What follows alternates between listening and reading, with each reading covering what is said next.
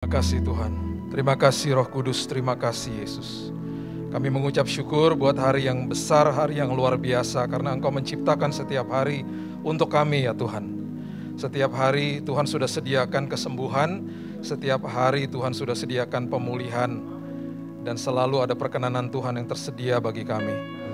Kami menyambut hari ini Tuhan, dan khususnya kami juga menyambut firman dari isi hati Tuhan kepada setiap kami, dan teduhkan hati kami. Roh Kudus yang menerangkan, Roh Kudus yang berbicara, Roh Kudus yang memberikan hikmat, bahkan ketajaman kepada setiap kami. Terima kasih Tuhan, kami tidak mau sekedar hanya mengerti firman saja, tapi kami mau hidup kami dikuasai sama firman. Kami sambut firman kehidupan di dalam satu nama Yesus Kristus Tuhan dan Juru Selamat kami berdoa dan mengucap syukur. Kita sama-sama katakan, amin, amin, amin, amin. Silakan duduk, shalom. Oke, selamat hari Pentakosta. Kalau saudara tahu itu adalah sebuah momen yang sangat luar biasa, karena sebelumnya kalau kita baca di Perjanjian Lama ketika manusia mau mendirikan Menara Babel, di situ mereka diserahkan sama Tuhan ke berbagai bangsa, kemudian berbagai tempat, akhirnya menjadi berbagai bangsa, dan kemudian mereka dicerai-beraikan. Ya, mereka dicerai-beraikan, kemudian hasil dari situ akhirnya mereka diberikan bahasa yang berbeda-beda, mereka tidak bisa mengerti satu sama yang lain. Tapi ketika hari Pentakosta tiba, Roh Kudus ketika dicurahkan di Yerusalem itu hadir bangsa-bangsa Yahudi, orang-orang Yahudi dari berbagai tempat yang bersiarah ke situ, karena sebenarnya Pentakosta itu kan adalah hari penuaian. Ya, itu jadi mereka mau berziarah untuk itu. Pentakosta itu hari panen sebenarnya. Jadi waktu mereka di sana kita sudah baca dengan jelas di Alkitab dikatakan bahwa ketika murid-murid Yesus diberikan bahasa yang berbeda-beda, justru mereka mengerti pada saat itu. Jadi Menara Babel dicerai-beraikan, hari Pentakosta semuanya disatukan karena Roh Kudus. Karena Roh Kudus. Nah, dalam momen seperti ini, saya mau kita semuanya mengerti sebenarnya apa yang terjadi, apa yang Roh Kudus sedang berikan kepada gereja Tuhan.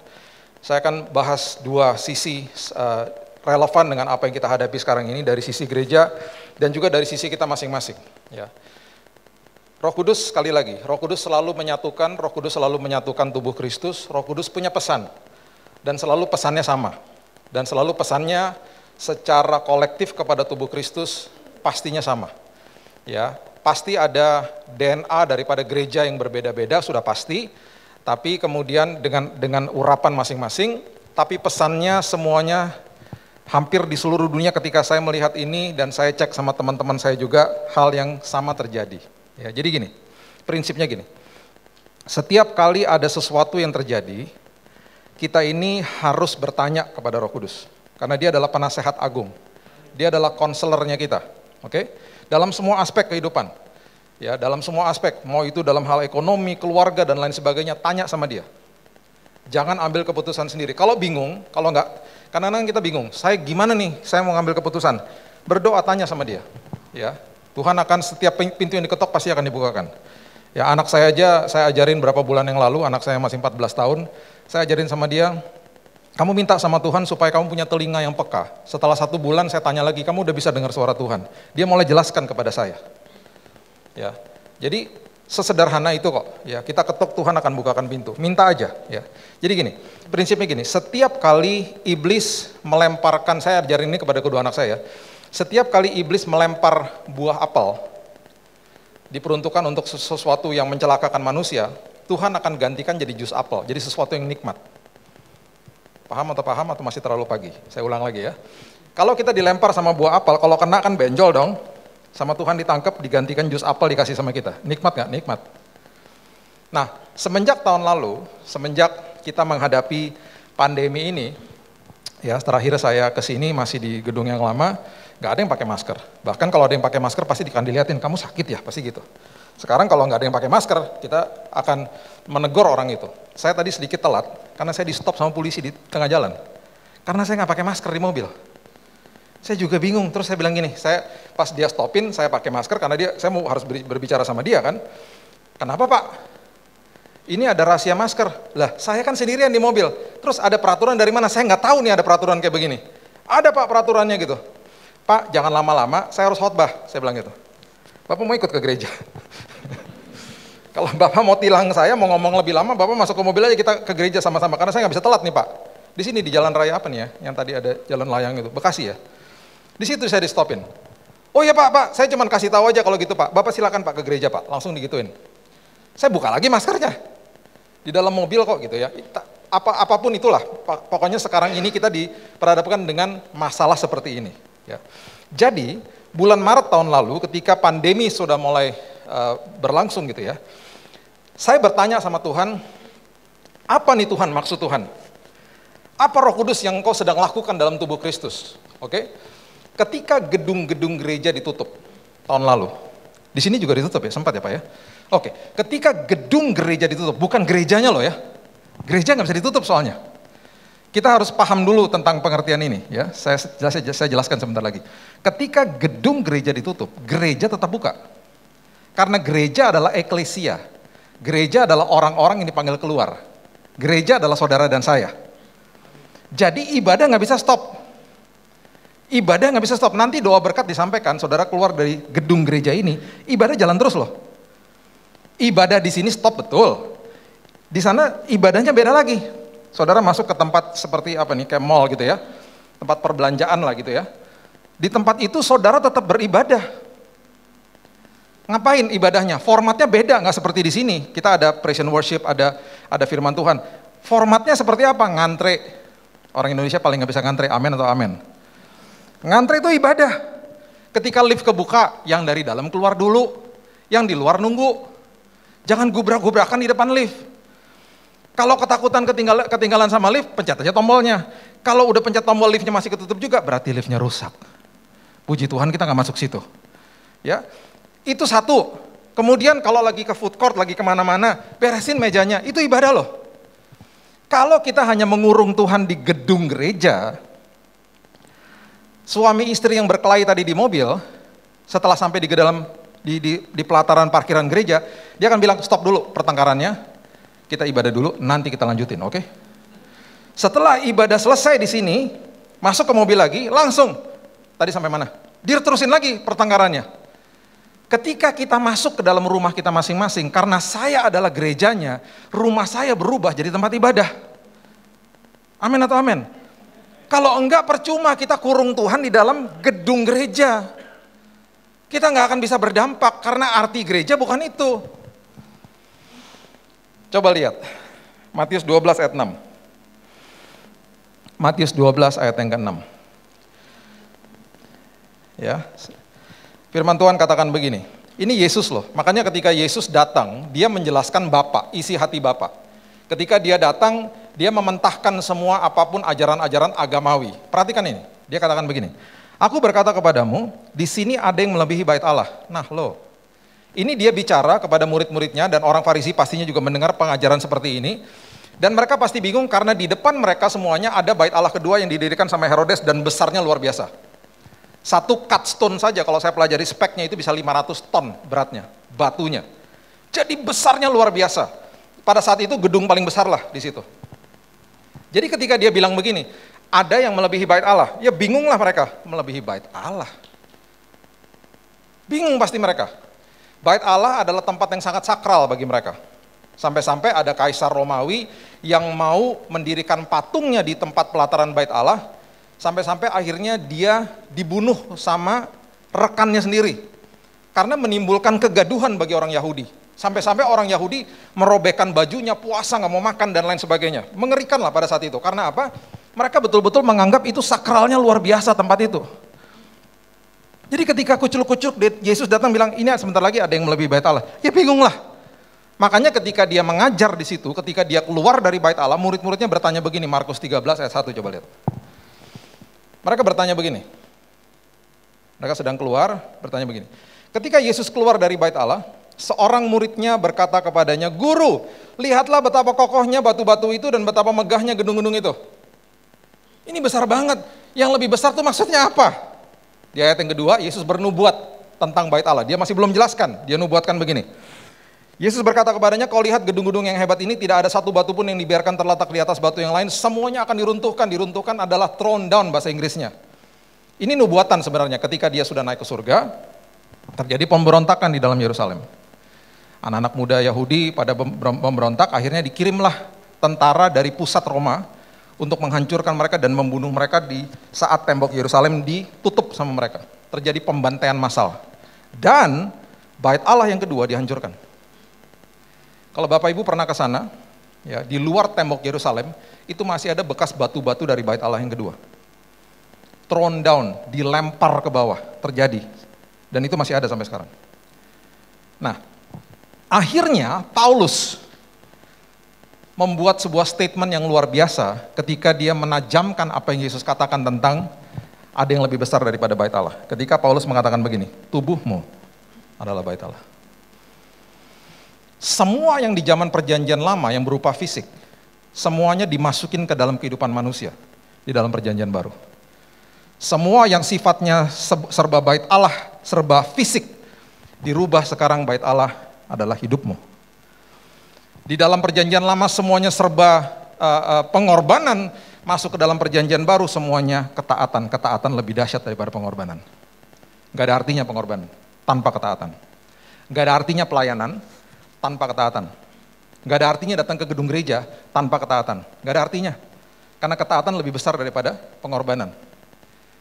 Ayat-ayat yang menunjang untuk masuk ke dalam ke situ ada di Hosea 6 ayat 6, 1 Samuel 15 ayat 22, obedience is far greater than sacrifice. Itu dijelaskan satu-satu. Perjanjian lama ketika berzina ada penghukumannya sendiri. Di dalam perjanjian baru Matius 5 ayat 28 mengatakan apa? Ketika engkau melihat wanita dan sudah menginginkannya, engkau sudah berzina di dalam hatimu. Semuanya dimasukin ke sini. Apabila engkau membenci saudaramu, engkau sudah membunuh. Padahal belum secara fisik membunuh, belum secara fisik berzina. Sudah dikatakan berzina dan membunuh. Terus gimana dong Pak kita bisa hidup dalam ketaatan? Semuanya bukan kekuatan kita. Semuanya kekuatan Roh Kudus yang ada di dalam kita. Kita sanggup hidup dalam ketaatan. Semuanya diubah seperti begitu. Semuanya jadi berubah ketika Yesus datang. Makanya ketika dia katakan ada yang lebih besar dari bait Allah, mereka bingung dan marah. Dan ini yang saya mulai lihat tahun lalu, ketika gedung-gedung gereja ditutup. Gereja dibuka ribuan di rumah-rumah. Saya nggak anti gedung gereja loh ya, saya jelaskan sebentar dari depan ya. Saya nggak anti ibadah, enggak.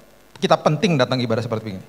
Tapi kitanya tahun lalu, kita dibuat dalam satu visi, dikembalikan ke dalam fungsi gereja sama Tuhan.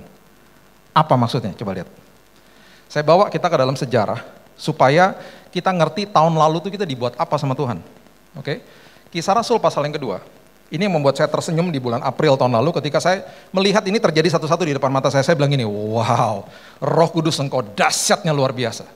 Kita buka dulu kisah Rasul pasal yang kedua ayat 47. By the way, ayat ini adalah ayat yang diadopsi sama Stalin sama Lenin. Stalin dan Lenin adalah pemimpin negara sosialis dan komunis di zaman Perang Dunia Kedua, dan mereka suka sama ayat ini. Mereka suka sama pribadi daripada gereja mula-mula. Caranya gereja mula-mula melakukan gereja.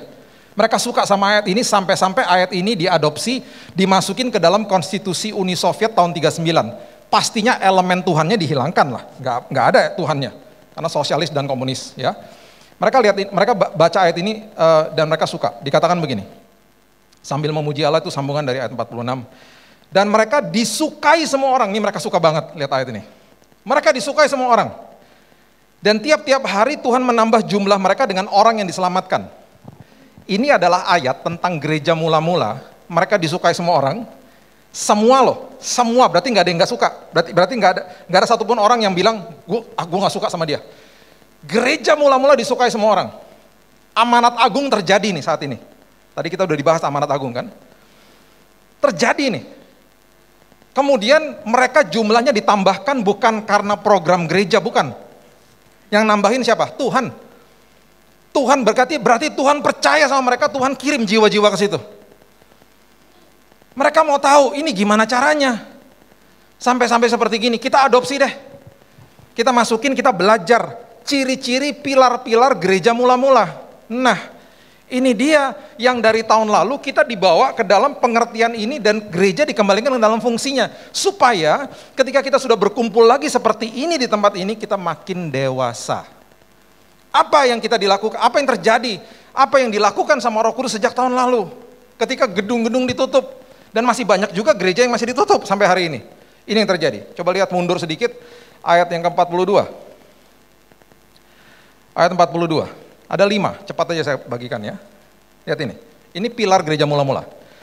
Mereka bertekun dalam pengajaran rasul-rasul. Itu yang pertama. Tahun lalu, waktu gereja ditutup, tiba-tiba khotbah diupload ke sosial media, jumlahnya ribuan, ratusan ribu, bahkan sekarang udah jutaan kali. Tiba-tiba, tanpa disadari, semua orang dapat akses firman Tuhan gampangnya luar biasa. Betul? Ya. Tahun lalu, saya mendoakan 2 orang yang kena COVID. Mereka cari nomor telepon saya, mereka bukan orang percaya, karena mereka udah megap-megap cari Tuhan, udah gak bisa napas cari Tuhan. Ya. Mereka bukan orang percaya, mereka tanya sama saudaranya karena mereka nonton kesaksian saya, nanti saya jelasin. Saya sakit lah tahun 2019, saya divonis mati sama dokter. Mereka lihat kesaksian saya, mereka cari nomor telepon saya, mereka tanya sama keluarga, teman, pokoknya dapat lah. Mereka telepon saya dan mereka bilang, Pak boleh gak video call? Oke, mereka bilang gini, Pak, saya minta didoakan, saya udah megap-megap Pak, saya takut mati Pak. Sama mau didoain maksudnya apa? Saya minta supaya Yesus yang nyembuhin Bapak, sembuhin saya juga. Saya bilang gini, Pak mohon maaf, Yesus saya bukan dewa, yang Bapak sengaja datang, minta sembuhan, terus Bapak tinggalin dia, enggak. Yesus adalah Tuhan yang datang membawa hubungan. Bukan agama Pak, hubungan. Bapak percaya dulu sama Yesus saya jelasin siapa dia. Bapak percaya, terima dia sebagai juru selamat, baru saya doain Bapak. Saya nggak mau eksploitasi Yesus saya. Oh gitu ya Pak, iya dong. Dia bukan dewa, emangnya Gunung Kidul ini. Enggak, kita doa, kita pengertian dulu, kita doa. Oke Pak, saya jelasin. Ini 2 orang ya, dalam waktu yang berbeda. Setelah kami berdoa, ada satu yang ketakutan, Pak tunggu dulu Pak, karena ini ada keluarga saya yang juga sakit, kami sama-sama di Wisma Atlet waktu saat itu, saya suruh dia keluar dulu Pak. Oke, kita doa. Singkat cerita, dalam hitungan 10 hari, dua-duanya sembuh total dan pulang ke rumah. Dan semuanya, dua-duanya ini terima Yesus sebagai juru selamat dan sampai hari ini aktif mengikuti pengajaran gereja. Mereka nggak bisa ke gereja hari Minggu. Mereka nonton di sosial media, khotbah-khotbah yang membantu mereka setiap hari. Pakai earphone. Amanat agung terjadi tahun lalu. Banyak orang bertobat. Di yayasan saya, sudah 53 tahun kami membantu hamba-hamba Tuhan yang ada di daerah. Saya kalau nggak pandemi biasanya ke daerah-daerah. Kita bantu pastori dan lain sebagainya. Kita bangun lah. Kita bangun gereja. Kita bantu 150 hamba Tuhan setiap bulan. Setiap bulan saya dapat laporan. Dan staf saya sortir laporan tiap bulan loh ya, tiap bulan. Pertobatan yang terjadi semenjak tahun lalu. Ini kita tiap bulan ya, udah 53 tahun tiap bulan ya. Yang kita dapatkan dari tahun lalu, itu jumlahnya 100% berkali-kali lipat daripada tahun-tahun sebelumnya. Penuaian jiwa terjadi. Oke? Karena pengajaran rasul-rasul, seperti pilar gereja mula-mula, tiba-tiba orang bisa akses firman Tuhan di mana-mana. Oke? Luar biasa kan Tuhan? Saya mulai tersenyum di bulan April. Yang kedua, coba lihat ini. Mereka bertekun dalam pengajaran rasul-rasul dan dalam persekutuan dan selalu berkumpul. Itu yang saya katakan, satu gedung gereja ditutup, tiba-tiba ribuan gereja dibuka di mana? Di rumah-rumah, karena gerejanya kita, gereja nggak bisa ditutup. Berkumpul jadi seperti apa? Kalau di sini kan ada kul. Ya seperti kul kecil-kecil tapi keluarga semuanya. Saling berkumpul, saling yang tadinya nggak cocok suami istri dipaksa untuk cocok akhirnya. Terjadi komunitas kecil-kecil di rumah. Terus kemudian mulailah Zoom dan lain sebagainya, ya kan? Berkumpul, dibalikin sama Tuhan ke dalam fungsi gereja. Perhatikan yang ketiga. Dan mereka selalu berkumpul dan memecahkan roti, yang ketiga. Saya cek sama staf saya, ya. Yayasan saya, Yayasan Immanuel, kalau Bapak Ibu pernah ke toko buku Immanuel atau pernah baca buku yang ada printnya Immanuel, itu pelayanan kami. Kami dirikan orang tua saya mendirikan tahun 67. Papa saya udah meninggal, mama saya 78 tahun masih Bandel masih mau ke kantor terus tiap hari. Puji Tuhan udah divaksin. Ya. Aktifnya luar biasa, mama saya ini. Nah, saya cek sama staf saya di Immanuel. Dari bulan Maret tahun lalu sampai sekarang, penjualan barang paling tertinggi apa? Perjamuan kudus, Pak. Tiap hari orang mulai perjamuan di rumahnya masing-masing. Saya mulai tersenyum lagi. Saya lihat nih satu-satu terjadi. Ini pilar gereja mula-mula loh. Kita dikembalikan ke dalam fungsi gereja. Saya bacakan ini ya, 5 hal ini. Ada yang Bapak Ibu sudah lakukan, ada yang 5-5-nya Bapak Ibu sudah lakukan, ada yang cuma 1. Tapi kita sudah dikembalikan ke dalam fungsi gereja masing-masing dan kita tanpa kita sadari Tuhan bawa kita giring kita ke situ. Dahsyat kan Tuhan kan? Yang keempat coba lihat. Setelah mereka memecahkan roti mereka ngapain? Berdoa. Semenjak tahun lalu, orang-orang yang gak punya kebiasaan berdoa, ketakutan sama tante corona, semuanya pada berdoa. Nanti kalau tante corona udah pergi, tetap berdoa, amin. Dibangkitkan prayer warriors di mana-mana. Orang sujud dan berdoa di mana-mana. Dan perhatikan pilar yang kelima. Kisah Rasul pasal yang kedua ayat 44 dan 45 coba lihat. Ini ciri khasnya mereka, makanya mereka disukai semua orang. Dan mereka ditambah-tambahkan jumlah mereka sama Tuhan sendiri. Coba dilihat. Dan semua orang yang telah menjadi percaya tetap bersatu, segala kepunyaan mereka kepunyaan bersama, selalu ada dari mereka yang menjual harta miliknya, membagi-bagikan kepada semua orang sesuai dengan keperluan masing. Yang kelima, pilar daripada gereja mula-mula, mereka penuh dengan empati. Mereka bantu orang di mana-mana. Sejak tahun lalu, ketika gedung gereja ditutup, banyak orang berempati, banyak orang membantu orang, banyak orang gak lagi nunggu departemen misi gereja, mereka gerak satu-satu. Apa yang terjadi? Contoh, bulan April tahun lalu, saya di sosial media, saya cuma kasih tahu sama teman-teman saya, lo orang mau pada bantuin, kita kasih makan gratis supir ojol yuk gitu. Kasian nih mereka, lagi waktu awal-awal kan lagi nggak banyak order tuh mereka, kasian. Dalam waktu seminggu kekumpul dana kekumpul, kita buatin auditnya yang sederhana, kasih ke mereka. Dalam bulan April tahun lalu, di dekat rumah saya tinggal di Cempaka Putih, kita memberi makan 900 supir ojol. Kita kerjasama sama warung terdekat, kita memberkati warungnya, kita memberkati juga supir ojolnya. Terus saya cek sama teman-teman saya, banyak yang melakukan seperti itu. Kita kirim juga makanan-makanan bukan buat pasien yang di Wisma Atlet, bukan, untuk penjaganya, satpamnya, petugasnya. Oh kita kumpulin barang-barang, kita kirim ke sana dari tahun lalu sampai sekarang. Sekarang kita lagi memberikan makan gratis setiap hari Sabtu pagi kepada pemulung-pemulung di daerah Bekasi. Apa yang terjadi? Berempati. Yang paling kita dengar sering kita dengar di luar pagar kita setiap hari, teriakan apa sih?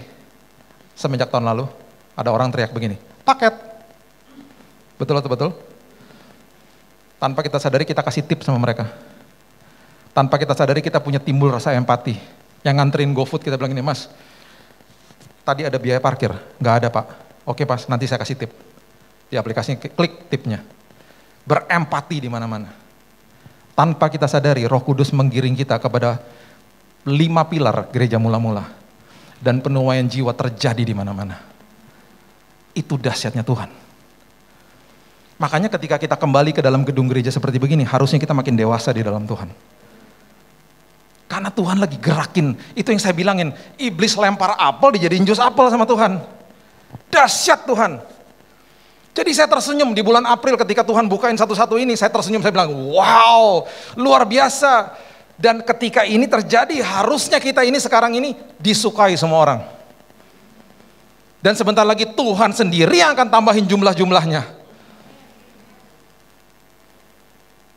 Enggak lagi seperti zaman-zaman dulu, kita buat program yuk supaya narik-narik jiwa. Enggak gitu. Hidupi aja, hidupi cara bergereja yang benar. Saya gerejanya, saya beribadah di mana-mana. Bukan di dalam gedung gereja aja. Kalau kita beribadah di dalam gedung gereja aja, wah parah. Kita mengurung Tuhan di sini akhirnya. Seperti seorang ibu yang jadi diakones gereja yang bertahun-tahun saya kenal. Saya nggak pernah lupa cerita itu. Saya diantar sama supirnya pulang satu hari dari ibadah. Ya orangnya baik, saya kenal dengan ibu itu karena saya berkali-kali khotbah di gereja itu. Baru naik mobil sama supirnya, baru 5 menit dianterin pulang, supirnya bilang gini, Pak ada kerjaan nggak Pak buat saya? Saya bingung, mas kan udah bawa mobilnya bagus, gajinya kan pasti bagus. Mas kan kerja sama ibu yang itu. Ya Pak, terus dia nangis. Saya udah gak betah Pak. Lah kenapa mas? Setiap hari Pak saya dianjing-anjingin. Hah? Dianjing-anjingin? Iya Pak. Setiap hari Pak belok kiri salah anjing, belok kanan salah anjing. Saya sampai mimpi anjing Pak, dia bilang gitu. Bapak kalau nggak percaya tanya sama pembantu-pembantu di rumah Pak, semua dianjing-anjingin Pak. Sama siapa mas? Ya sama ibu yang tadi itu, teman Bapak itu. Mas saya kenal ibu itu udah bertahun-tahun loh, ibunya baik loh mas. Tahu dia bilang apa? Kalau hari Minggu baik Pak, kalau udah Senin sampai Sabtu Pak, ngeri Pak. Anjing-anjingan Pak di mana-mana Pak. Sampai saya keluar dari mobil dia bilang gini, Pak, ini nomor telepon saya Pak.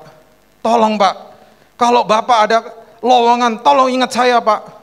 Saya rasa seperti Yesus di kayu salib ketika penjahatnya bilang, Tuhan ingat aku sebelum kau masuk Firdaus. Saya berasa begitu. Ingat saya Pak, ingat Pak, sampai gitu-gitu. Malu saya, dan saya terganggu hari itu. Itu yang saya katakan, ketika ibadah dikurung di dalam gedung gereja. Nggak ngerti bahwa saya ini gerejanya. Amanat agung nggak akan pernah terjadi. Kalau kita hanya ibadah dikurung di sini. Ini tempat pelatihan. Saling menguatkan satu yang sama yang lain. Kamu jangan lupa ya, besok ada Zoom call, jangan lupa datang ya. Kamu gimana kabarnya? Kita doa habis ibadah ya. Itu caranya kita berkumpul di tempat ini begitu, sesama orang percaya. Dapat firman dan ibadah yang sejati di sana, di luar dilakukan terus. Supaya apa? Orang melihat Roh Kudus dalam hidup ini. Amanat agung terjadi. Oke, yang kedua. Itu soal gerejanya. Sekarang kita nih. Kita kan pasti banyak ketakutan lah ya, melihat banyak-banyak hal di depan kita, ketakutan dan lain sebagainya. Simple, sederhana aja. Saya mau bagikan ayat ini, Lukas 15 ayat 12. Nanti sepenuhnya, kalau Bapak Ibu mau lihat eksposisi pelajaran ini ada di YouTube channel saya membahas tentang 2 anak yang terhilang, ada 8 episode di situ, detail. Ini saya cuma mau bagikan supaya kita ngerti aja. Lukas 15 ayat 12 ini ayat yang mengerikan sebenarnya. Ini dilakukan sama banyak orang. Ketika si bungsu mau pergi dari bapaknya, ya. Dia ini tahu bahwa dia punya akses kepada bapaknya. Akses. Ingat ya, di dalam prinsip kerajaan surga kita ini semua punya akses kepada Bapa. Akses itu berarti supply dari Tuhan nggak stop, nggak pernah bisa stop. Itu akses. Nah, dia sedang ngomong sama bapaknya, dia bilang gini, sekarang saya mau melepaskan hak akses, saya mau jadi hak kepemilikan. Itu bahaya banget. Dia katakan begini, kata yang bungsu kepada ayahnya, Bapa berikan kepadaku bagian harta milik kita. Harta milik kita itu adalah milik bersama, akses soalnya kepada bapaknya. Dia katakan, yang menjadi hakku. Dia memindahkan hak akses kepada kepemilikan. Saya nggak mau lagi punya akses, saya mau memiliki sekarang. Karena saya mau pergi. Ya, lalu ayahnya membagi bagian harta kekayaan itu di antara mereka. Dia pergi, kita sudah tahu ceritanya. Uangnya habis sampai ampas yang menjadi makanan babi kelihatan menarik bagi dia. Itu adalah gambaran daripada orang yang mencari kepuasan di luar sana. Nggak akan pernah ketemu. Harta, jabatan, status itu seperti ampas yang menjadi makanan babi. Firman Tuhan katakan. Nggak akan pernah ketemu kepuasan. Perhatikan prinsip ini. Di dalam prinsip kerajaan surga, kita ini bukan pemilik, tapi pengelola. Oke? Pemilik itu adalah orang yang ketika sesuatunya itu terlepas dari tangannya, itu akan terlepas juga dari hidupnya. Itu kepemilikan, makanya orang ketakutan. Karena apa? Merasa memiliki. Ketika kita ngerti akses kepada Bapa, apa yang terlepas dari tangan tidak akan pernah terlepas dari hidup karena supply jalan terus. Paham? Itu bedanya. Makanya orang banyak yang ketakutan. Karena nggak ngerti bahwa saya ini punya akses kepada Bapak saya. Dan ini yang mengerikan. Makanya di Matius 6 ayat 31 firman Tuhan katakan begini. Firman Tuhan katakan begini. Sebab itu janganlah kamu khawatir. Ini sering dibahas. Tapi nggak pernah dibahas kata berkata. Janganlah kamu khawatir dan berkata, apakah yang akan kami makan, minum, dan pakai. Itu adalah kebutuhan manusia. Tuhan sudah siapkan semua kebutuhan kita setiap hari. Karena kita anak raja.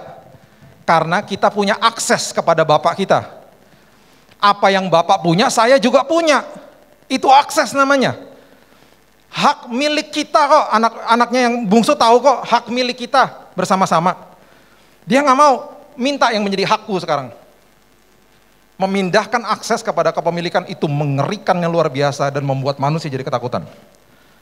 Makanya firman Tuhan katakan begini, janganlah kamu khawatir tentang apa yang kamu makan, minum, dan pakai. Nah, ada kata berkata di situ yang nggak pernah dibahas. Kalau kata khawatir sering dibahas, tapi berkatanya nggak pernah dibahas. Berkata itu apa? Berkata itu gini, kita lagi menghadapi kesulitan, kita berkata kepada tetangga lah, keluarga lah, kerabat, teman, dan lain sebagainya. Aduh besok gimana ya? Aduh suami di PHK nih. Aduh gimana ya? Aduh penghasilan mengurang nih. Aduh bisnis lagi drop nih. Itu berkata.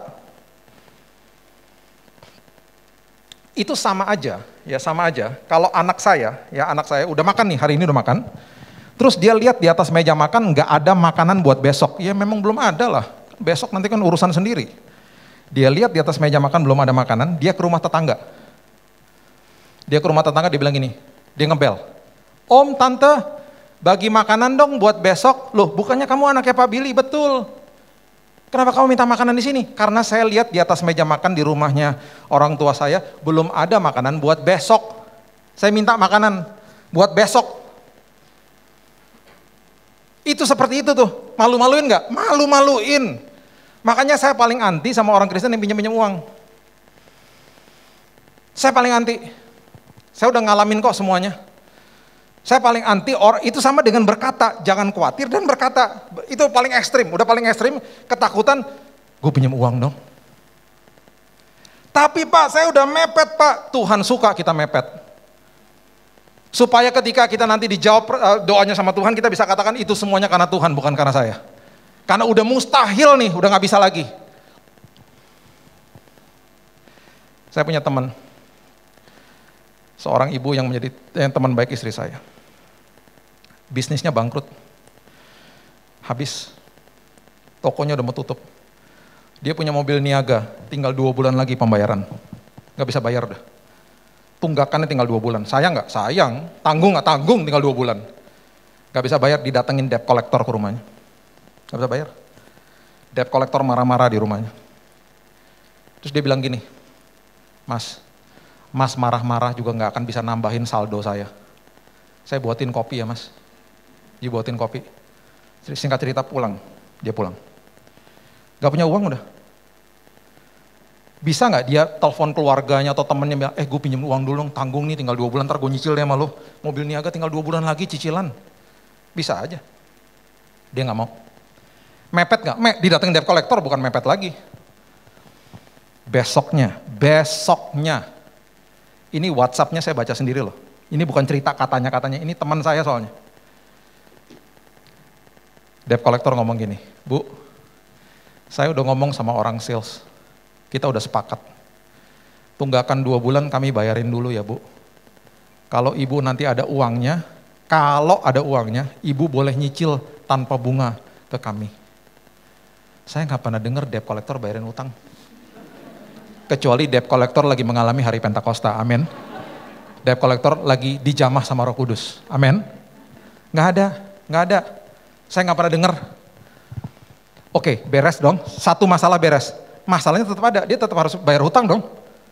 Besoknya nih, dapat WhatsApp dari temennya. Itu mobilmu kan nggak dipakai, mobil niagamu. Aku sewa ya, aku karyakan. Besok aku transfer DP-nya. Dia sewa berapa bulan lah gitu. DP-nya ketika ditransfer persis untuk bayar tunggakan 2 bulan. Dalam waktu 2 hari mobilnya lunas. Ketika mobilnya lunas, dia ngomong gini, itu semua bukan karena kuat dan gagahku. Itu semua karena Tuhan. Itu semua karena saya punya akses kepada Tuhan. Mepet nggak? Mepet. Tuhan biarin sampai kita mepet, sampai kita betul-betul udah berserah. Kalau enggak kita pakai usaha sendiri. Makanya ada firman mengatakan jangan khawatir dan berkata. Jangan lupa itu. Jangan khawatir dan berkata. Makanya di ayat selanjutnya dikatakan semua itu dicari bangsa-bangsa yang tidak mengenal Allah. Kalau kita khawatir dan berkata, kita sama seperti bangsa-bangsa yang tidak mengenal Allah. Akan tetapi Bapamu yang di surga tahu bahwa kamu memerlukan semuanya itu, tetapi carilah, barulah keluar ayat ini, carilah dahulu kerajaan Allah dan kebenarannya, maka semuanya itu akan ditambahkan kepadamu. Carilah dulu prinsip kerajaan Allah. Ngerti dulu prinsip kerajaan Allah. Makanya dari pertama saya bertobat, saya selalu khotbahkan prinsip kerajaan surga, karena itu yang Yesus ajarin kok. Ini prinsip yang luar biasa. Saya cerita kesaksian sedikit aja, kemudian saya tutup ya. Bapak Ibu pasti udah tahu lah, udah lihat mungkin di sosial media. Saya 2019 divonis mati sama dokter. Saya kena kanker darah. Saya orang yang bertahun-tahun hidup pola hidup sehat, bisa kena kanker itu kan luar biasa ya. Tuhan memang lagi bawa ke padang gurun. Saya terkena gara-gara deodoran, infiltrasi darah. Jadi saya kalau pakai deodoran 2 tahun udah gatalan, saya nggak stop. Dokter bilang, Pak, pakai produk apapun kalau gatal harus stop. Jadi zat asing itu, zat kimianya masuk ke dalam darah saya. Karena saya suka olahraga, jadi ketika olahraga pori-pori kan kebuka, masuk ke dalam. Abis ini jangan semuanya nggak pakai deodoran ya. Ini kan saya. Maksudnya kalau misal Bapak Ibu ada yang gatal, pakai apapun, pakai body lotion, pakai sabun, stop. Itu berarti tubuhnya nolak. Itu maksudnya gitu loh. Ya. Jadi saya divonis 3 bulan. Dokter katakan, Pak, penyakit yang Bapak terima ini, yang Bapak mengidap ini, namanya AML, Acute Myeloid Leukemia. Saya tanya, stadiumnya berapa? Dia bilang kanker darah nggak ada stadiumnya, Pak. Yang ada jenis ini jenis yang paling progresif, yang paling mematikan. Dan ini sudah menyebar kemana-mana, Pak. Jadi waktu saya masuk di rumah sakit, saya dirawat nggak jauh dari Ibu almarhum Ani Yudhoyono.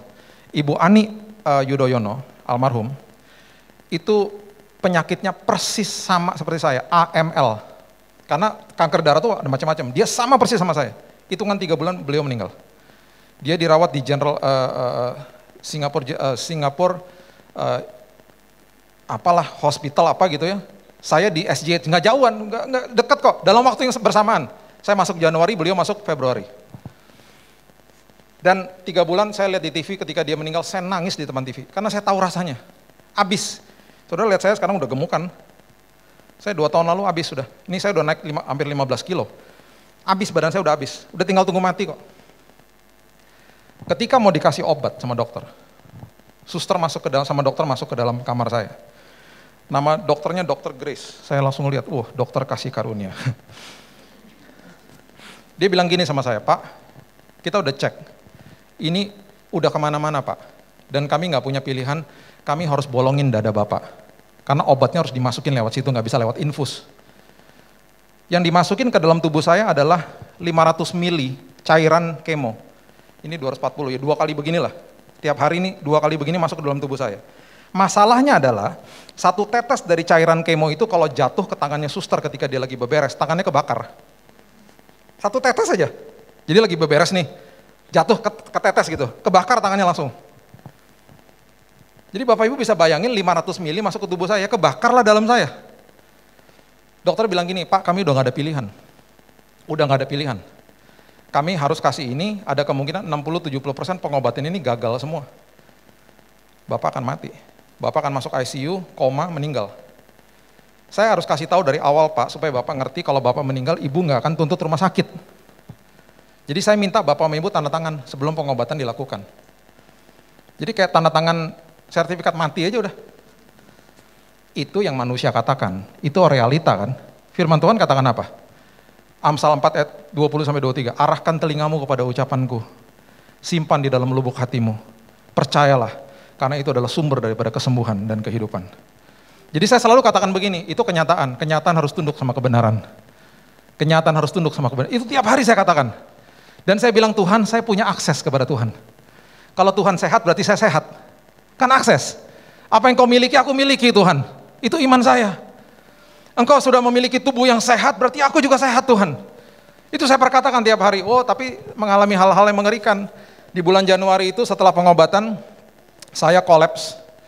Karena paru-paru saya semuanya kebakar semua di dalam. Tiba-tiba pagi-pagi saya bersin muntah darah semuanya. Darah yang keluar. Setelah dicek ini hancur dalamnya. Beberapa kali saya hampir meninggal. karena saya udah kejang-kejang dan hilang.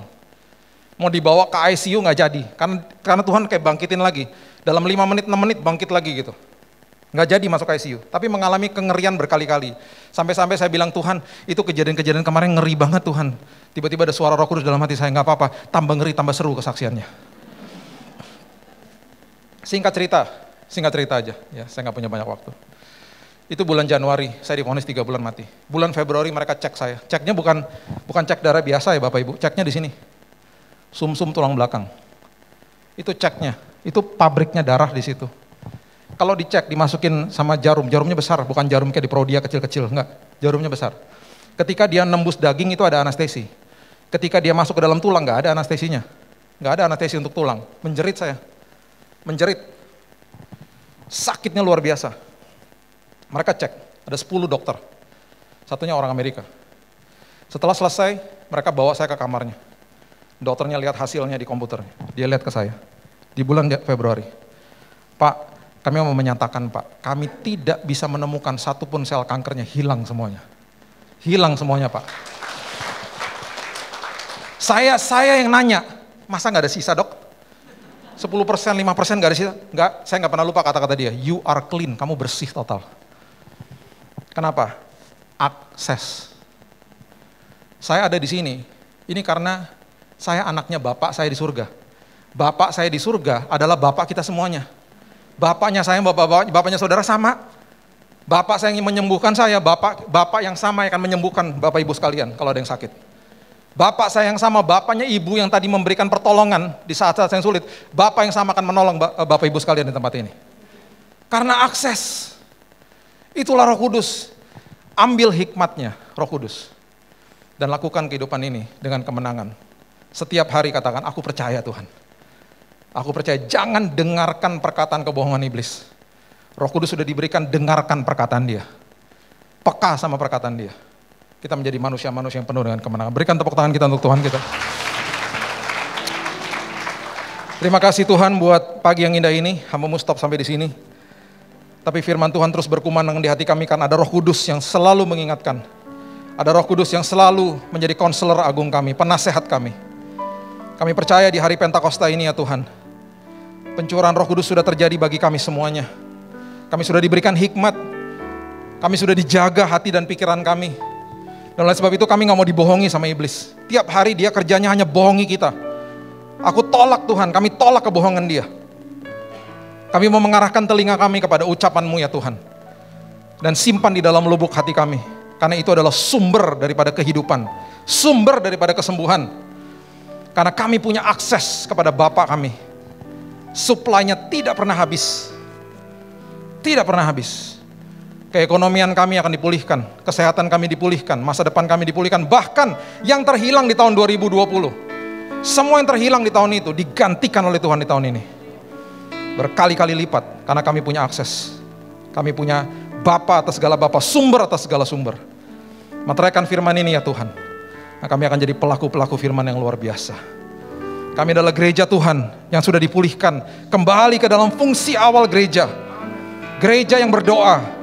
Gereja yang selalu bertekun dalam pengajaran firman Tuhan. Gereja yang berkumpul di dalam kul kami masing-masing. Gereja yang selalu perjamuan kudus. Dan gereja yang penuh dengan empati. Dan gereja ini akan disukai sama semua orang. Dan Tuhan sendiri akan menambahkan jumlahnya.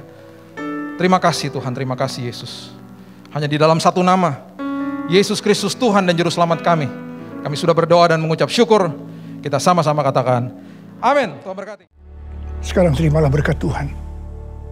Kasih karunia berlimpah-limpah daripada Allah Bapa dalam Anak yang tunggal Yesus Kristus.